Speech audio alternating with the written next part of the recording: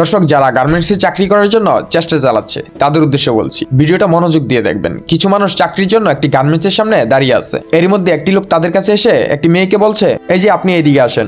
লোকটার হাতে ছিল খাতা আর কলম। মেয়েটা ভাবছে তাকে চাকরির জন্য ডাকছে। মেয়েটা তার কাছে যাওয়ার পর ওই লোকটা তার ডিটেলস নিয়ে নিল এবং তাকে বলল, আপনি একটু সাইটে আসেন, চাকরির বিষয়ে কিছু জরুরি কথা আছে। মেয়েটা ডান বাম না ভেবেই তার সাথে চলে গেল। সাইটে নিয়ে মেয়েটাকে বলছে, আপনি আমাকে 10,000 টাকা দেন, আপনার চাকরি হয়ে যাবে। মেয়েটা বলছে, স্যার আমার কাছে এত টাকা হবে না। উত্তর লোকটা বলল, টাকা না দিলে আপনার চাকরিও হবে না, যান লাইনে দাঁড়িয়ে থাকেন। মেয়েটার চাকরি খুবই দরকার ছিল, তাই এত কিছু না ভেবে লোকটাকে বলল, আপনি দাঁড়ান, আমি টাকা নিয়ে আসছি। অমনি মেয়েটা তার বাবার কাছে গিয়ে বলছে, বাবা আমার চাকরি হয়েছে, বেতন অনেক বেশি, কিন্তু এখন 10,000 টাকা লাগবে, না হয় চাকরিটা হবে না। তার বাবার অনেক কষ্টে জমানো টাকা তাকে দিয়ে বলছে, মারে তোর সুখে আমার সুখ, যা এটা ওনাকে দিয়ে চাকরিটা করে নে। মেয়েটা টাকা নিয়ে লোকটাকে দিয়ে বলছে, প্লিজ আমার চাকরিটা দিয়েন, চাকরিটা আমার খুব প্রয়োজন। লোকটা বলল, আরে আপনি টেনশন নেবেন না, কালকে চলে আসবেন, চাকরি কনফার্ম। মেয়েটা খুশি হয়ে চলে গেল। আদৌ কি মেয়েটা জানে তার চাকরি হবে না? দর্শক, যারা চাকরির জন্য ঘুরছেন তাদের উদ্দেশ্যে বলছি, যদি কেউ আপনাকে চাকরি দেওয়ার কথা বলে, টাকা দাবি করে, তাহলে বুঝে নেবেন এটা আসলে একটা চক্র।